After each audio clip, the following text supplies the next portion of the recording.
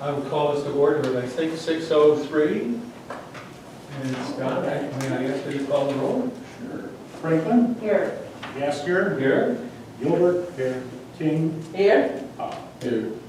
May I ask for a motion to approve tonight's agenda? I might parenthetically add, under old business, update on license plate reader camera guidelines. We won't have a report on that tonight because the cameras aren't here, nor is the policy here. So it was my predecessor's practice to keep rolling things over on under old business so that they didn't disappear. So I think we'll carry that over until next time, but it's not going to go away. So with that in mind, can I ask for an agenda, a motion to approve the agenda? Move to approve. Second? All right, all those in favor? Any discussion? All those in favor? Okay. Aye. All right, we approve the, may I have a motion to approve the minutes of our last meeting from February 1st? Oh, look at them. I just have one Sure. question in the, Well, you want to make a motion to approve it and then make an amendment, or how would you like to do it? Do what you're doing. well, let me ask a question. At the very end, where we're talking about the meeting time, Yeah. in the next to the last paragraph, it says, and a vote on this meeting time at the April meeting. Do you know why it says April? Is April correct, or should it say? I didn't catch that, thank you. I must remember the discussion at this meeting, and voted at the March meeting, yes, it should be March. Okay, then I approve, then I move to approve the minutes with the correction of Okay, the great. pages. Thank you. Is there a second? Second. All those in favor, please signify by saying aye. Aye. All right. Public participation, or would you? Yes, I'm going to be very brief here. Like I said, I'm glad that we are recording these meetings. If everybody could please speak up a little louder, simply because the way the camera points, it's way back here, and when you are soft-spoken, this room has a little bit of echo, so it's very hard to hear when you go back and listen to the audio. I was talking with Scott a little bit after the last meeting to see if there's a way somehow we could set up the microphones in the middle, since you guys are kind of facing each other, so you can pick up everybody a little bit better. Also, I want to mention that, and I mentioned this to Scott on the way in, I'm glad to see that the meeting minutes have greater detail than they used to in the past, so I think Scott's doing a much better job than his predecessor, so the public who doesn't view the video can actually see what was discussed. I did come here to discuss the license plate reader camera guidelines, since they were on the agenda, and basically I know it was discussed, I believe, at the city council level, and I believe the police chief, I think, mentioned at the last meeting that supposedly the end of February is when the installation was going to initially be set to begin on these cameras within the city. So the fact that we don't have any guidelines in place from this committee or anything that's been referred back to the city council, I still find a little bit problematic, basically putting the cart before the horse here. So you mentioned that we're going to look at this in April. Has this committee received any tentative information regarding the policy in place? I know we discussed that quite a bit. We have done it, and your recollection is probably the same as mine, that as a matter of courtesy, rather than official protocol, I think the chief in our discussions last time said that he would give us a copy of what these guidelines are and ask us to comment on them. But no, I haven't, I don't, have they come, in fact, before city council? We don't even have the cameras. Pardon? We don't even have the cameras. No, I know that. I know the cameras haven't arrived. That was going to be my next question. Have we gotten the cameras in yet, and when the installation is expected? No, we don't have a date for that. So those are my only comments. So. Okay, thank you.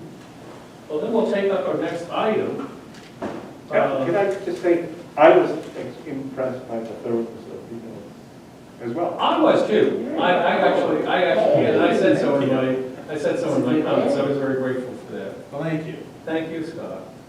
Thank you, Scott. I'm going to defer to you, Nadine. Okay, thank you. Well, I'm sorry, before we go.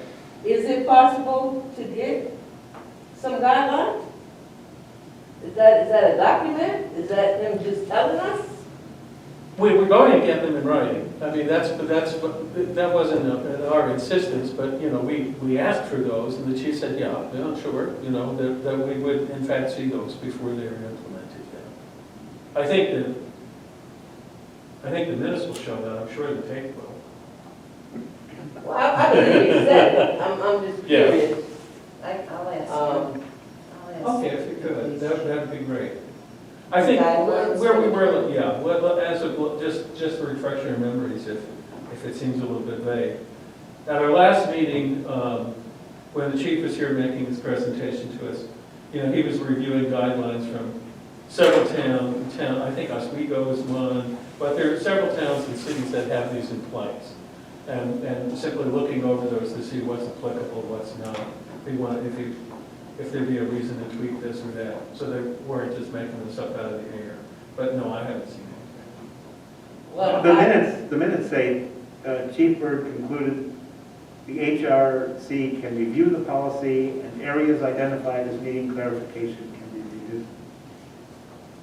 I hope that happens. Well, you know, I'm from Chicago, so and this is no slight to DeKalb at all, but I would hate for the camera, the license reader cameras, to be a situation of people that experience the tickets. You know how you speed and you don't know it, and then you It get won't be 6 that. months. Yeah, it won't be that at all. Well, that's what they Yeah, say, but too. for us, it really is just if you have a warrant out for your arrest or you're driving a stolen vehicle. That's the whole point of the license plate recognition cameras. And we will have guidelines. I know everyone's busy right now, so if the cameras haven't even arrived, I'm sure we're just pushing the Yeah. time to actually write down what the guidelines are going to be, because that will come before council as well.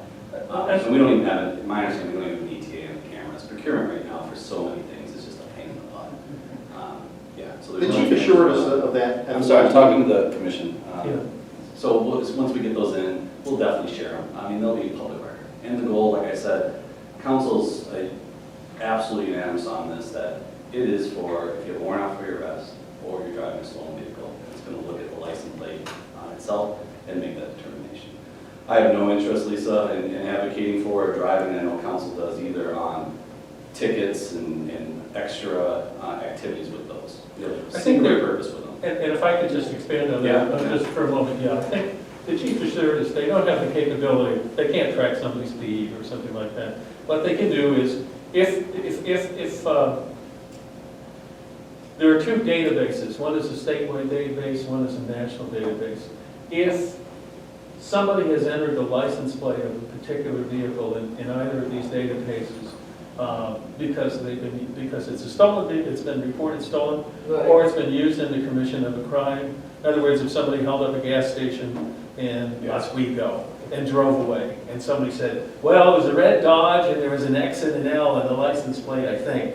Yeah, I follow all that. That's pretty much. No. And the other advantage it would provide is that if there's a crime committed in DeKalb and somebody's driving away, it would allow law enforcement to answer the question which way they go. Right, no question about that, no question about that. So let me be maybe a little clear about what my question is.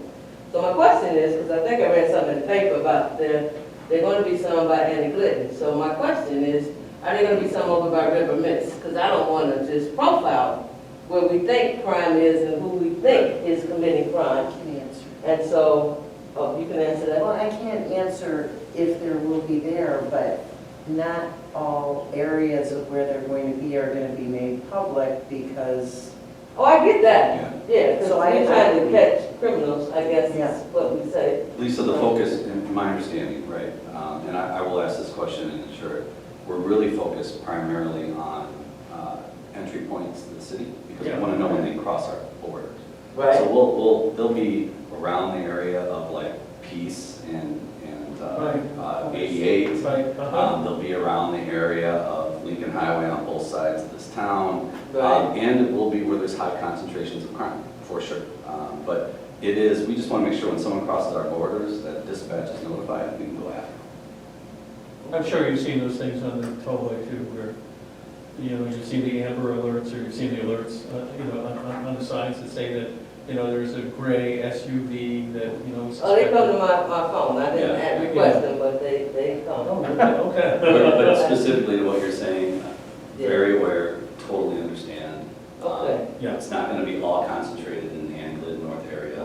Well, We're- and even if it is, I just want it to be concentrated across the county, Yeah, right? So I don't care if it's in Andy right, I just hope that that we're equal yeah. in terms of, because they're, you know, Peace and Bethany, that's an entryway as Yep. well.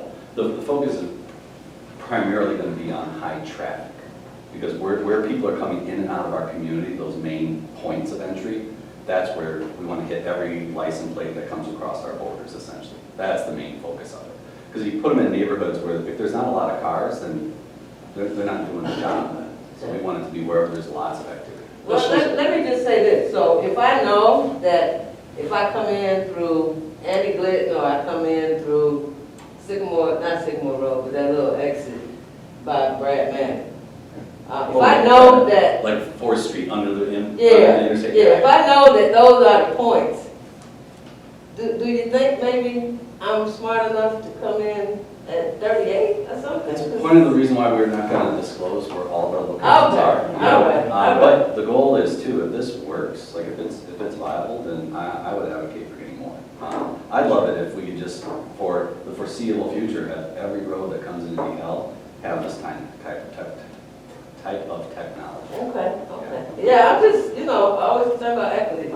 Yeah, absolutely, 100%, period. And a member of the public, Lisa, at the last meeting brought up the same issue regarding where the cameras are going to be placed. He was rather concerned, both of you were at the meeting, didn't want certain areas profiled, like you said. Now, anybody who lives in town, you'll be able to spot these cameras, so I think most of the people knowing who live in the town will be like, there's one of the cameras. You're not going to be able to hide these cameras, it's going to be obvious. The good people. This is their meeting, by the way. You know, but Commissioner Mr. Munson. Barnes, you're a member of the audience, you're not a member of the committee, so. We just want to point this out. Equal caring, Mr. Barnes. I was just saying, would it make sense to put the cameras in a high crime area? Why would you put it somewhere with no crime? What good would that ever do?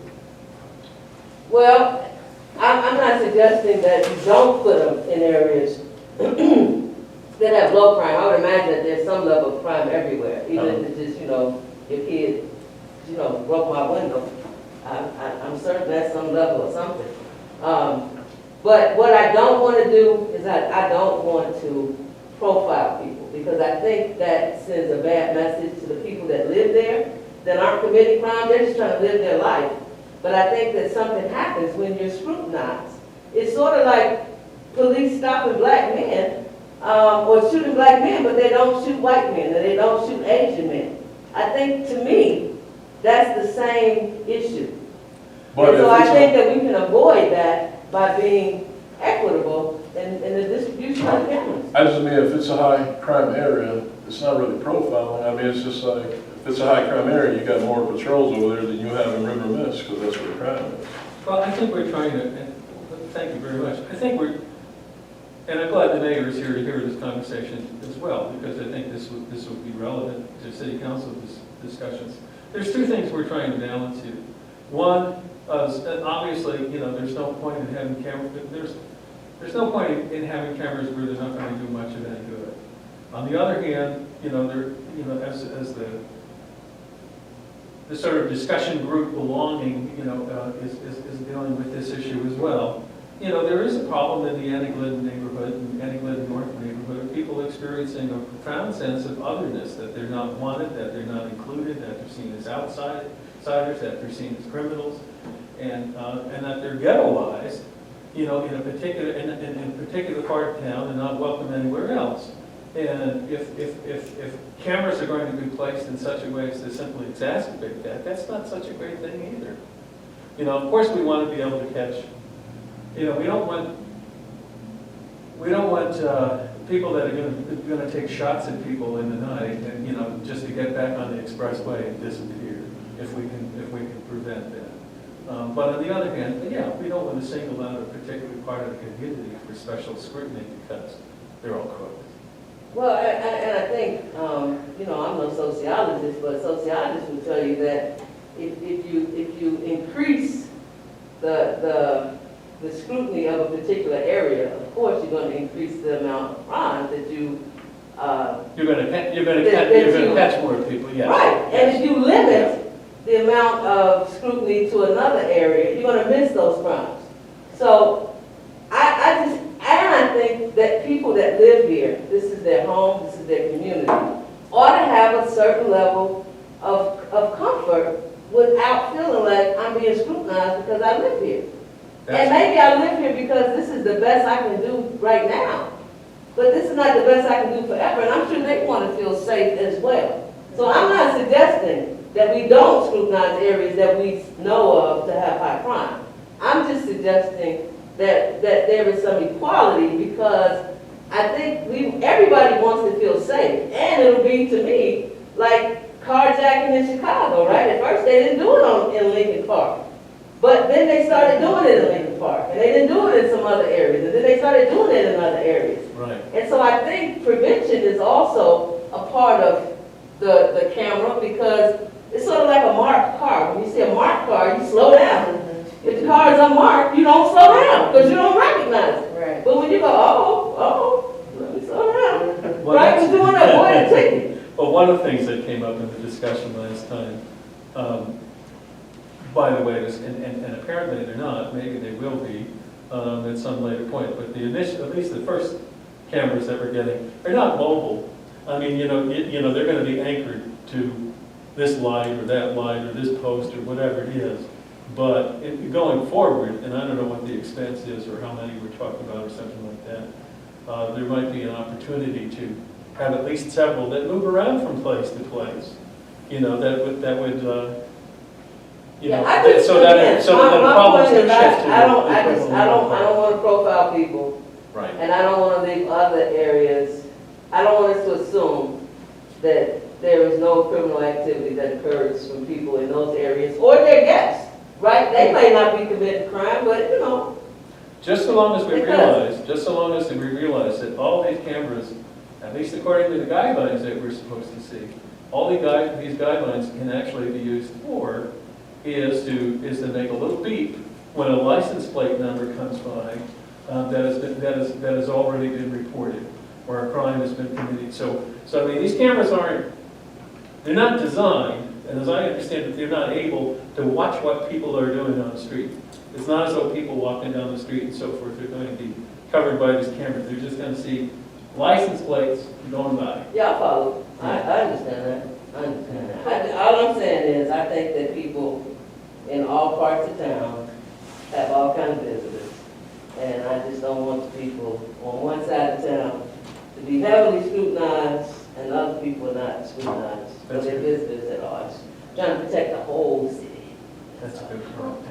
I'm thinking 9, or is it 6 cameras, the initial? 6. 6, that's what I. Is it? I thought it was more, but I could be wrong. So if it's 6, you know. Let's go with 9, just to call it. And if it was 9 and they work, you're saying that you would be committed to getting more, and so every I would time advocate for that. you would get those, then Yeah. you'll have to decide where they go, correct? Until we can see a drastic reduction in violent crime in this community, I'm going to be an advocate for multiple, this is one layer of that, right? And there's many approaches we need to take to address this issue. But if this is going to work and work really well, then I'd be an advocate for more. Okay. In which case, About I think we're going to move, oh, go ahead. About the guidelines, they're not finished yet. There's technical information that has to be found, and before something gets written, it's not ready yet, so it's in the process. Okay, thank you very much. You're welcome. And I think we move on to new business, and you're up. Okay. I wish that I was going to say what I thought I was going to be able to say. I'm not sure. The committee at Stagecoach, that I'm on the diversity committee there, and I proposed this idea that I love, and I'm going to tell you about it. And we're going to do it, and I thought we had the date, but things are in flux, so that might have to be something I say next time or share with you guys with the date, because something's going a little wonky. what we're going to do is, we're gonna do this show called My Story, Our Time. And I'm gathering all different people, minorities, that have their own particular stories that perhaps other people haven't really thought of in their own lives, that we would be picking people from the community to be doing these different stories and having the community come in, you know, so that they could hear it and then have a discussion afterwards, open it up so that people can talk about what they heard in these particular stories. So Chief Bird is going to do one. I'm going to do one. She's asked me to do one, I see her looking down here at me. So I'm trying to cover like a really wide swath of different people that have stories that perhaps would inspire us to look at each other and understand a little bit differently because you're hearing that person's actual story. You know, I'm going to do one too. So I'm going to direct it. My friend Karen's going to help me with that. We're looking toward April. I think John Walker is going to do one. And so I would love it if everybody would come and when I know the exact date.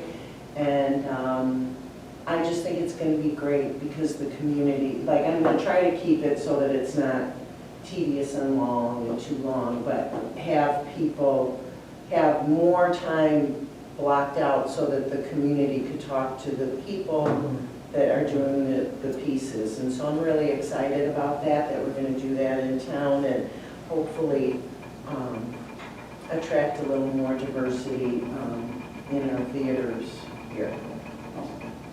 Sounds wonderful. Thank So do you envision this as a one-time event, or is it going to be a week? I think it would be like on a Saturday or something like that, and we're gonna have probably all different little jars that you can donate to, like my friend Nancy is the head of Youth Outlook, and I think she's going to do a piece, and you know, if you wanted to make a contribution, I don't believe I didn't want to charge. I wanted to, like, you could put money in these different people's kitties, and so we're going to do that. So yeah, I think we were just talking about it being one night that they would give me in the black box. Is there a possibility of filming that so that it can be used as a teaching tool? That would be So that great. if somebody at the high school or somebody at the middle school at some point wants to use this in a classroom. Yeah, we'll see. Or, you know, I mean, if it's, I don't ask. or, you know, or there's a way to, you know, show this in the Egyptian theater or something. That would be Maybe awesome. somebody wants to do this. You That know. would be awesome to be able to do it there too. That'd be good. I'm going to be a speaker for lifelong learning going over black cinema. And I've often thought that it would be a great thing to do with the Egyptian is to show Sure. a film and then have a discussion afterward from all the different eras. So that's also a possibility. Thank you. We'll wait to hear more in Yeah. ways that we can be more involved. Yeah, I'm very excited that they And, have this committee, Yeah. finally. And I want to encourage you, I mean, it's an easy thing to do, but it's the cheapest kind of publicity one can get. If and when, you know, you have a name, you have a cast, you have an explanation, you can put that on a half page. You can email that to every faith community in town, and they will put it in the Saturday or the Friday or the Sunday bulletin. And it doesn't, you know, I mean, the secretary runs it off in the office, Okay. and it's a lot cheaper than a newspaper. I'm going to talk to Joe Mitchell too. Okay, great. What I want to mention, unless anybody has any questions or further comments from me, Does it cost to put stuff in the midweek? I think so. I measured things, yeah. I don't know. I think so. Okay. Only thing, I'm just thinking, like, you don't want just people from the faith communities to come. Oh, no, of course not, but No offense I to want, faith. no, I, we'd want to get, I mean, I It'd think, be a cheap way to get the word out to a particular faction. I think you might want to call LBK to be interviewed over there, you know, in the morning. I think you know, I mean, those kinds of opportunities too. NPR, that kind of stuff. Yeah, sure. I just think you want broad. Yeah, oh, yeah, You sure. know, again, no offense. No, not at all, not taken. Yeah, we haven't even talked about that. That's why I'm just wondering if this, because we had talked about April, and I just don't feel like that's looking like it will happen, but I'll let you know. Thank you. Well, part of our job, as a commission, I understand, is to try to create opportunities, is to try to find ways to connect people from different parts of our community, across race, across income, across all sorts of divides. We can do that through celebrations, and we've done that sometimes, where we've had some kind of event and invited people over out to Hopkins Park or a picnic or something like that. We can do that in commemorations as well. 14 years ago, when there were the shootings at NIU and those kids were killed, I was asked, and I was able to put together a service in the gym over at the high school, and they had a religious service, and we had. I mean, I was part of that, but so was the rabbi, and so was representative from the Muslim community and the Hindu community and the Unitarian Fellowship. And, no, I mean, that's just what you do. I mean, I don't want to privilege or promote any particular church or belief system over another. But, you know, we're coming out of the pandemic, let's hope. I mean, at least we haven't heard of any new variants in a while. And I think it's important that we can somehow acknowledge what it is that people have been through. You've probably seen the specials or, you know, read the articles about how, you know, in the Spanish influenza epidemic of 1918, there were 50 million people infected worldwide, and in the United States, 675,000 people died in the United States of Spanish flu. So far, 949,000 have died of COVID. What happened after Spanish influenza receded was a great amnesia. I mean, you know, we didn't learn about it in school. We didn't, you know, my father lost a brother and a sister. I never knew about that till I was an adult, you know. I think in DeKalb County we've had 194 deaths so far. We've had 22,900, almost 23,000 cases in the county. People have been hospitalized, people lost their jobs, people lost their loved ones all across the country and so forth. And there was an article, very good article, op-ed piece in the Sunday New York Times just this past week, entitled, "We Must Learn to Look at Grief," and it was by a person who practices palliative medicine. His name is Sunita Puri. And so she says, "We must allow ourselves to be moved by what happened and to understand that it happened in different ways to all of us. We cannot simply be those who grieve and those who look away. To help one another, each of us must reach out, express condolences, write cards, and offer to listen. Memorials can remind us it has affected the people we see at the library or coffee shop. Sometimes we must endure the discomfort of seeing the pain of others without being able to intervene." I can imagine some sort of event on an afternoon, Sunday afternoon, Saturday afternoon, at Hopkins Park in May, when the weather's nice, where we invite representatives of, as I say, different churches or different religious groups. We have a welcome. We have some sort of opening ceremony. We sing some songs. We have some readings. We have some kind of litany of gratitude to the nurses and the doctors, you know, in our community who took care of people. One of the things that surprised me when I did this service 14 years ago were how many nurses actually came and how that affected them. Because these are people that were just working a shift at the hospital and all of a sudden all these bleeding kids showed up in ambulances. I think we could have something where we read the names of the people that are gone. You know, and some kind of Thanksgiving, and if we want to have a picnic afterwards, or we want to have or we just want to go home or something like that. But I think it behooves us to recognize this as a community. So my Kiwanis Club, the human and spiritual values, is trying to work something like this out. We're going to be talking to one of the directors of Northwestern Medicine here, so that if we were to have this, let's say, if we were to have food for people afterwards, can they foot the bill for that? But what I'd like to ask, when we have some sort of, I'd like to ask the mayor for a resolution that names this day as a day of remembrance in some sense, and we invite people to participate. Sound okay? Mhm. So I'll know more about it. When I know more about it, I'll let you know more about it. But if we can get some support from that from the community, I think it's a helpful thing to do. You know, people who don't necessarily know each other. This person lost a cousin. This person lost their spouse. Maybe they ought to be in each other's arms. That's all I got. You may have trouble getting a list of people because Well, that's true. privacy concerns.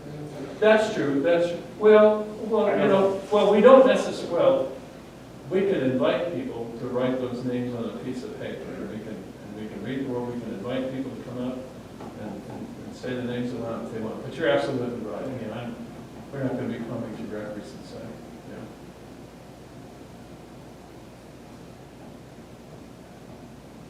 know. I would just hope that we're just mindful that there are still people struggling with Absolutely. this, and it's, you know, it's not ended. In No. fact, I'm wearing my mask. I'm gonna wait to see how it looks, you know, how months go up and down. I'm just not real trusted in that regard. And you know, I'm not real concerned about what people say. The thing is, it's for my own sake, and my parents are older. And so if I have to go visit them, I want to make sure that I've done what I need to do. And they're vaccinated and everything, but I'm just not trusting like that. No, I was on vacation. I just took a home test a couple of days ago. That's why I'm not aware of it. You know, I got mine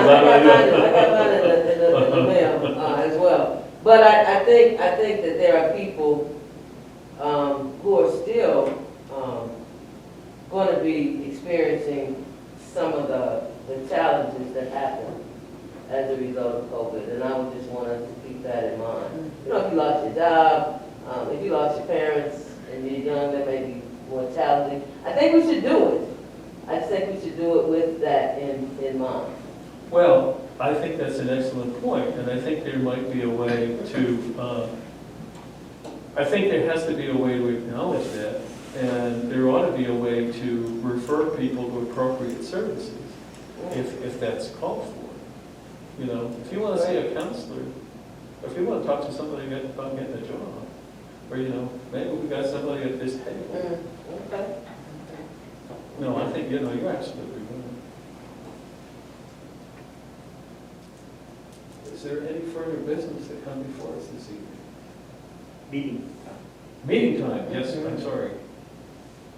I got one more question. So when you say your Kiwanis Club, does that mean that the Kiwanis and the Rotary and the Knights of Columbus, I mean, all of them, they'll... Well, it's an idea I brought up in my Kiwanis Club, and what I'm hoping for is there'll be some of those folks will be handing out programs. Okay. You know, All you know, right. I don't, you know, not running the show in any sense, but if we were to have this outside, you know, in the band shell at Hopkins Park, you know, and there's, you know, somebody wants, what are we doing next? Oh, okay. You know, something. Let me just say, I didn't grow up in DeKalb.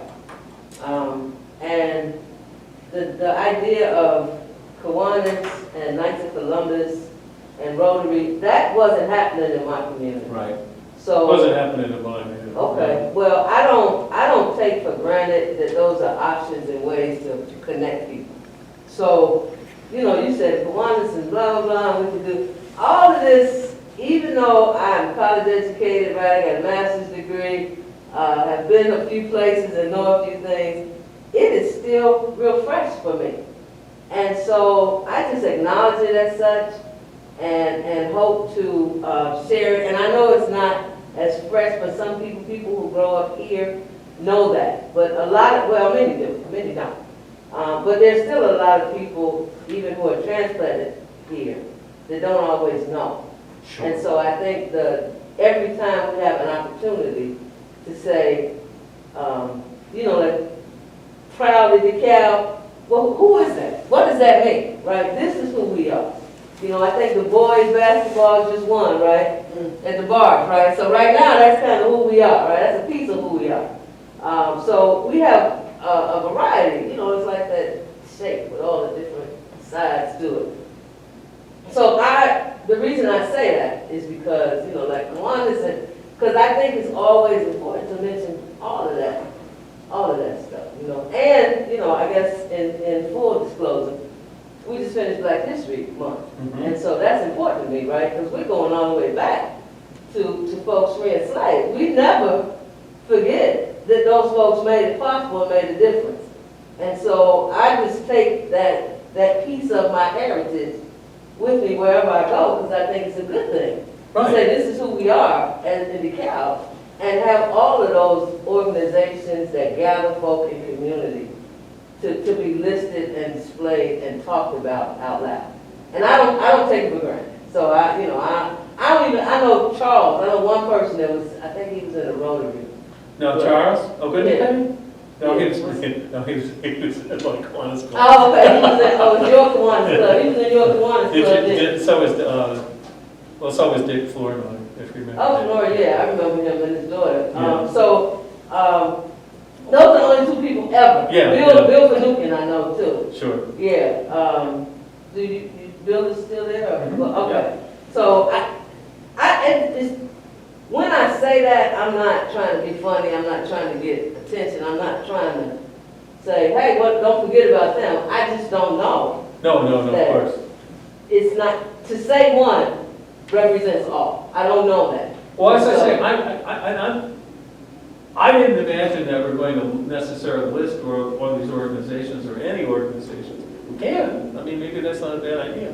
But the only sponsorship that I can imagine, I mean, I don't see this as a Kiwanis to the exclusion of anybody else. But if there's some gray-haired guys, you know, handing out programs, it might be some of them. That would be the extent of it. Well, it may be an opportunity to get folk. But if you're ever free on Wednesday at noon, you can come to my meeting. I'd love to have you. Well, I didn't even know it was gender. I thought it was just men. No, there were women involved. Oh, see? I thought that too. Well, then you both want to come. There you go. But I think to mention it and maybe ask for a group of people who meet in community, that would create even a larger community of folks saying, hey, we all want to recognize this. Oh, And we're not leaving anybody. But I guess I'm divided, and I'm thinking out loud here, and thanks for indulging me. But on the one hand, I would want people to come simply as people, not because they're in this group or not because they belong to this club or anything like that, just because they're human beings, you know. Right. So I don't want to. So I don't necessarily want to have a long laundry list of, you know, this group and this group. You know, we all care about people that died, you know, or that you know, lost their house because they couldn't go to work or whatever it is.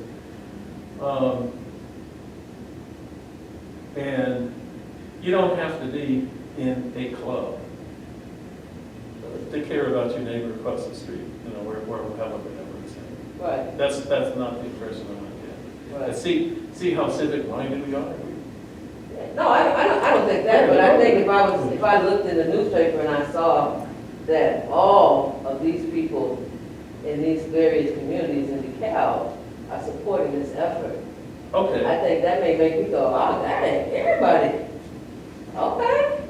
Oh, wow. Oh. That's true. I think that may be a draw for me. And it may introduce me to some things that I never knew. For example, speaking up right now helped me understand that Kiwanis is men and women. yeah, And I never knew that. sure. I always thought it was men, so, and nor did Nadine, so. I did don't not, know. I Yeah. had to admit. Well, I assume it was. What? I assume it was. Yes, well, before my time, before anybody got arrested. Yeah, yeah. Well, thank you. Well, thank you, yeah. Anything else that comes before us? The meeting's Time. done. Right, meeting time, there we go. Yeah. I keep forgetting that. How How, about to avoid? no. No. Are we good with 6 o'clock, folks? I am, I'd like to make a statement. I heard that this was voted on at the council to meet at 4:30? All committees were approved by the council. All commissioners are approved by the council, and when the commission was actually formed, the ordinance written into, our books, council approved it, but we don't approve when you meet, it's up to you all. And that on that night I go to a school board meeting here, so I'll have to duck out. Don't forget too, you don't have to meet every month. If you don't have a lot to talk about, I want to make sure we're all respectful of each other's time. So you can meet I every other appreciate month, quarterly, and you can always call a special meeting if you need to. If there was a topic and you really wanted to come together, absolutely. If we need to change something in the way it's written in the ordinance, we can do that. But you let us know what you want, and we'll be good with that. So I'm going to have the school board. Thank you. Okay, thank you very much. Good to see you. I would say my concern, and I think Nadine shared with me that she mentioned it, is that if we meet at 4:30, there are people that work till 5. There are people who have to get their kids and cook dinner, and I just would hate to lock them out. I think even with other commissions, that might be a challenge for people's flexibility at their time. So I'm good with 6. I don't know how the people around this table feel about 6, and I know what the mayor said, but I've been here for quite some time, and Norman's been here for quite some time, so I don't ever remember when it was 4:30. Doesn't mean it wasn't. No, it's always been 6:30. Okay, that's what I think. As long as I. As long as I've been. Yeah, so, the whole 4:30 and then council voted at 4:30, I was like, oh, I missed a lot. We talked last meeting that as we were switching liaisons, as Josh was going out, it might have been pushed a little too quickly, and when the master calendar for 2022 was created, it had been moved to 4:30. So it was, things moved too quickly, there was a lack of communication, so that's why we took a step back and we're having this discussion. And the idea was that since some of the other commissions meet at 4, maybe we were all just sitting around going, wow, I wish this was happening earlier.